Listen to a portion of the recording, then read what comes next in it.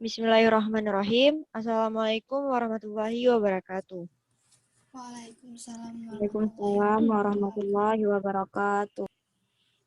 Kami dari kelompok 14 ingin mempresentasikan hasil kerja kelompok kami yang berjudul Revolusi Mental dalam Islam. Selanjutnya, Mai. Adapun anggota kelompok 14 yaitu ada Siti Maisarah, Masyita Raidatul Aisy, Rahmi Ramadana, dan Intan Nur Asyura. Selanjutnya. Di judul kita kali ini ada 8 pembahasan. Pembahasan pertama itu adalah pengertian revolusi mental. Yang kedua, faktor yang mempengaruhi revolusi mental. Yang ketiga, tujuan revolusi mental. Yang keempat, prinsip revolusi mental. Yang kelima, nilai-nilai revolusi mental. Yang keenam, pandangan Islam terhadap revolusi mental. Yang ketujuh, implementasi revolusi mental. Dan yang kedelapan, revolusi mental Rasulullah SAW. Selanjutnya. Pembahasan yang pertama itu yaitu pengertian revolusi mental. Pengertian revolusi mental itu dalam Kamus Bahasa Indonesia, revolusi berarti perubahan yang mendasar dalam sebuah bidang.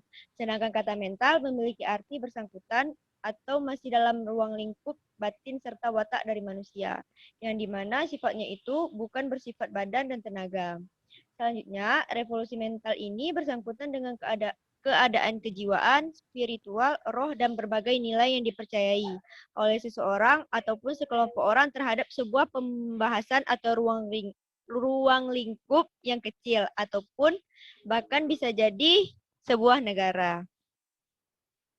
Pembahasan selanjutnya adalah faktor-faktor yang mempengaruhi terjadinya revolusi mental. Ada 3 faktor utama yang mempengaruhi terjadinya revolusi mental. Faktor yang pertama tersebut yaitu disebabkan karena negara Indonesia sudah terlanjur lama sekali membebaskan praktik-praktik dan tindakan dalam berbangsa dan bernegara. Terjadi dengan tidak jujur, tidak bermoral, dan beretika, tidak bisa diandalkan, tidak bisa bertanggung jawab, serta tidak bisa dipercayai. Yang kedua itu di bidang perekonomian. Bangsa kita sudah ketinggalan sangat jauh dari negara lain. Hal ini terjadi karena Indonesia sudah kehilangan etos kerja yang keras, daya saing, daya juang, patah semangat, tidak mandiri, serta kehilangan kreativitas dan semangat untuk berinovatif.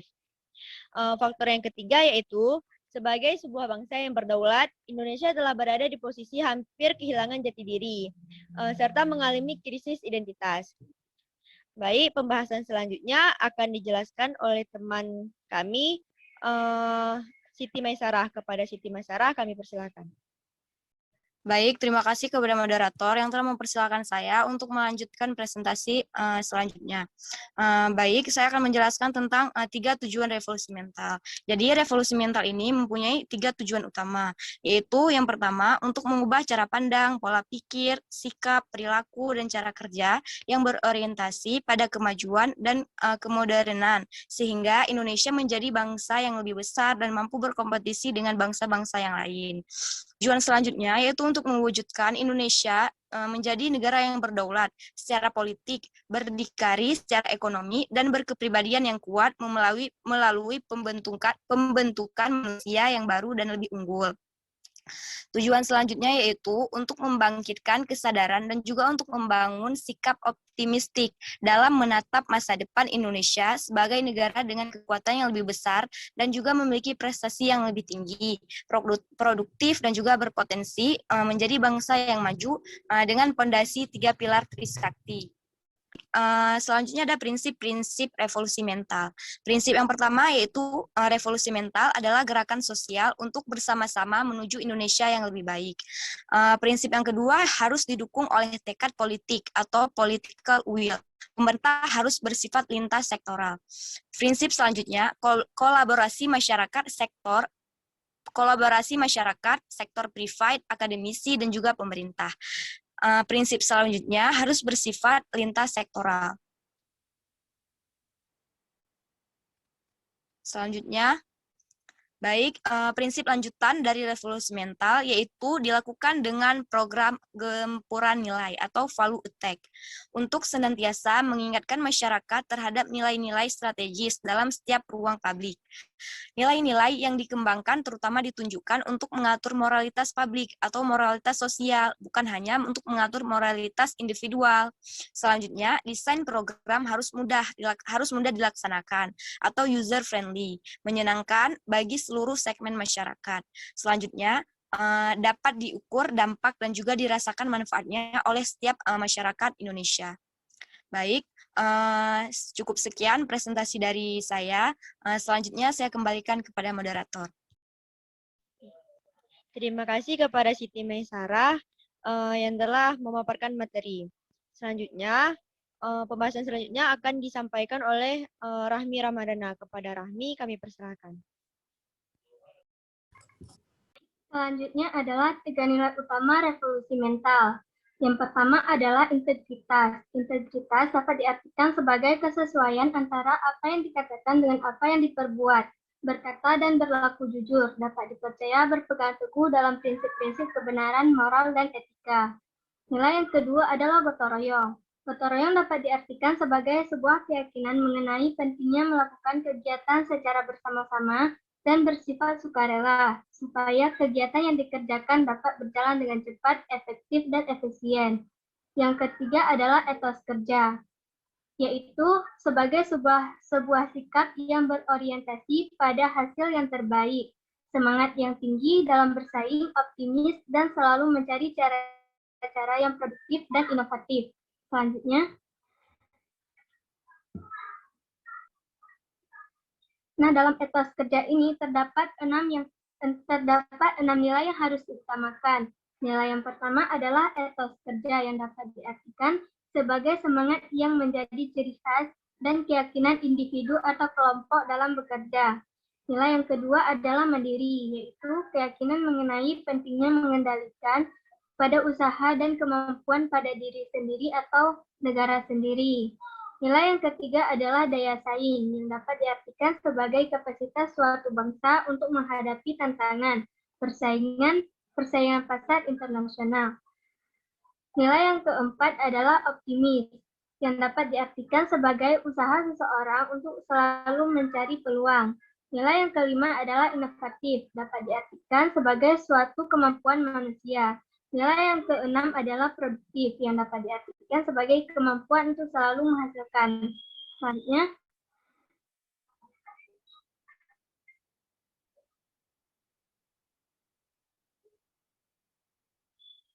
pandangan Islam terhadap revolusi mental. Jika ditinjau dari segi Islam, revolusi mental dan akhlak adalah suatu yang sangat berkaitan dan sangat tepat sasaran, karena hal ini merupakan sasaran utama dalam melakukan perubahan. Perubahan tersebut adalah perbaikan sikap diri sebagai individu dan perbaikan evaluasi diri dari sistem yang sudah rusak karena korup, tidak adil, dan malah bertentangan dengan tujuan pendidikan nasional. Islam memandang revolusi akhlak dan revolusi mental adalah dua hal yang serupa, namun tidak sama, karena masalah akhlak sering dikaitkan, bahkan terkadang diidentikan dengan persoalan mental. Selanjutnya,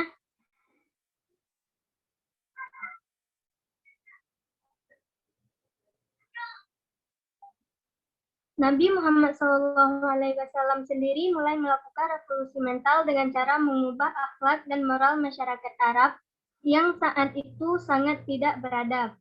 Karena masyarakat Arab dahulu memiliki kebiasaan-kebiasaan buruk dan bermental yang tercela. Orang-orang Arab terbiasa mencuri, berzina, minum khamar, merampok, berperang, membunuh, bertengkar, dan bahkan melayapkan bayi yang terlahir perempuan. Revolusi dalam konteks akhlak adalah memandang suatu konsep perubahan dan dikaitkan dengan akhlak. Artinya, mental memiliki hubungan yang erat dengan akhlak. Karena pembahasan mengenai akhlak adalah mental itu sendiri. Pengertian akhlak adalah sikap, perubahan, tingkah laku, dan yang dibawa dari dalam hati. Sekian dari saya kembalikan kepada moderator. Baik, terima kasih buat Rahmi. Selanjutnya, pembahasan selanjutnya akan dijelaskan oleh Masyita Radatul Asyi. Kepada Masyita, kami persilahkan. Baik, sekarang saya ingin memaparkan tentang implementasi revolusi mental dalam kehidupan sehari-hari. Yang pertama pada pihak pemerintah, meliputi kementerian, lembaga negara, BUMN, pemerintah daerah. Contoh kegiatannya yaitu pertama ada pelayanan satu atap. Kegiatannya adanya pendidikan karakter di lembaga pendidikan, adanya portal pengaduan masyarakat terhadap kualitas layanan publik, peraturan disiplin kerja tepat waktu, adanya program kegiatan monitoring meliputi perencanaan, implementasi, dan juga laporan program dari kementerian atau lembaga lainnya, sistem transportasi anggaran, reformasi birokrasi, pelayanan satu atap, disediakannya pelayanan SOP atau pelayanan umum di seluruh wilayah Indonesia. Lalu ada pada pihak swasta yaitu kelompok-kelompok usaha, kooperasi, dan koperasi. Contoh kegiatannya adalah melakukan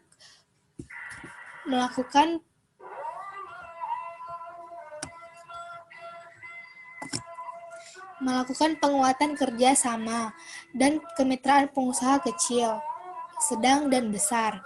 Kegiatan kolaborasi pengusaha dan pemerintah untuk mengadakan kegiatan bazar di luar negeri.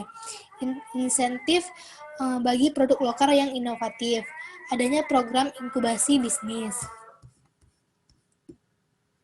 Lalu ada pada pihak masyarakat, yaitu meliputi media atau pers, organisasi masyarakat, lembaga pendidikan seniman, generasi muda, tokoh agama, budayawan, dan seluruh rakyat Indonesia. Contoh kegiatannya yaitu mematuhi peraturan hukum, gerakan partai politik bersih, banyak terdapat komunitas kreatif, gerakan tata tertib lalu lintas, gerakan peduli lingkungan, gerakan hidup bersih, adanya pulau integritas di lingkungan RT, RW, komunitas, ormas, dan orpol. Dan yang terakhir adanya pembekalan tentang revolusi mental.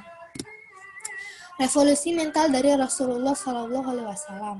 Pada dasarnya, revolusi mental ini pertama kali diperkenalkan oleh baginda Rasulullah SAW. Allah Subhanahu wa Ta'ala telah mengutus seorang rasul untuk merevolusi mental dan akhlak manusia. Pada saat itu juga, kehidupan masyarakat kafir Quraisy sangat tidak beretika, bertentangan dengan moral, kejam, dan tidak berperi kemanusiaan.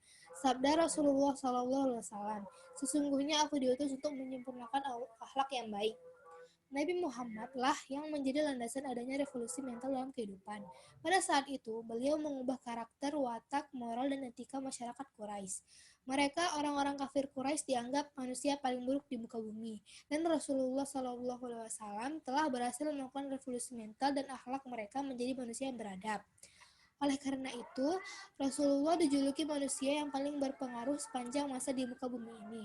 Agama yang beliau bawa, akhlak yang beliau ajarkan, dan ilmu-ilmu serta syariat yang beliau syiarkan tidak pernah hilang sampai saat ini.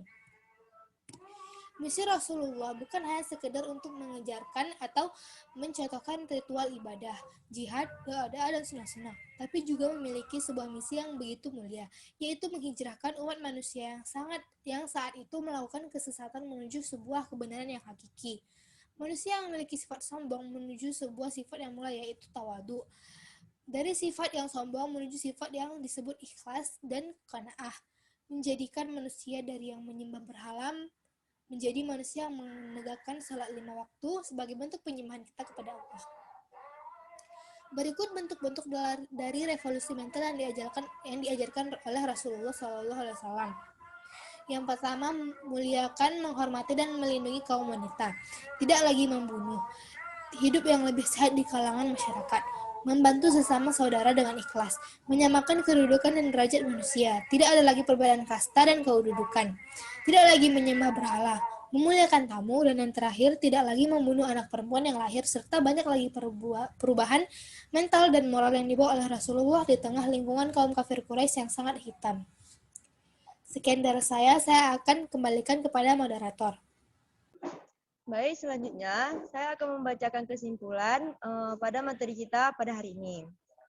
Kesimpulannya yaitu, secara umum, revolusi mental adalah sebuah proses pengembangan diri manusia menjadi lebih strategis untuk suatu bangsa, dikarenakan proses pembangunan ini dilangsungkan dengan cara berkesinambungan dan juga dinamis. Diharuskan adanya sumber dari manusia yang berkualitas serta memiliki dedikasi moral dan etika. Selanjutnya, revolusi mental dalam konteks akhlak akan memandang suatu konsep perubahan dan dikaitkan dengan akhlak. Mental yang berasal dari sumber agama bisa lebih kuat dan bertahan dari berbagai benturan yang ada di zaman sekarang. Oleh karena itu, agama akan tetap menjadi poin utama dalam menjadi pembimbing manusia seutuhnya. Revolusi mental dilakukan dengan tujuan dan maksud tertentu. Oleh sebab itu, diperlukan prinsip-prinsip tertentu agar tujuan tersebut dapat terwujud dengan sempurna. Baiklah, demikian presentasi dari kelompok kami. Jika kawan-kawan ada yang ingin bertanya, silahkan bertanya di kolom komentar. Sekian dari kelompok kami. Apabila ada kesalahan, kami minta maaf. Assalamualaikum warahmatullahi wabarakatuh.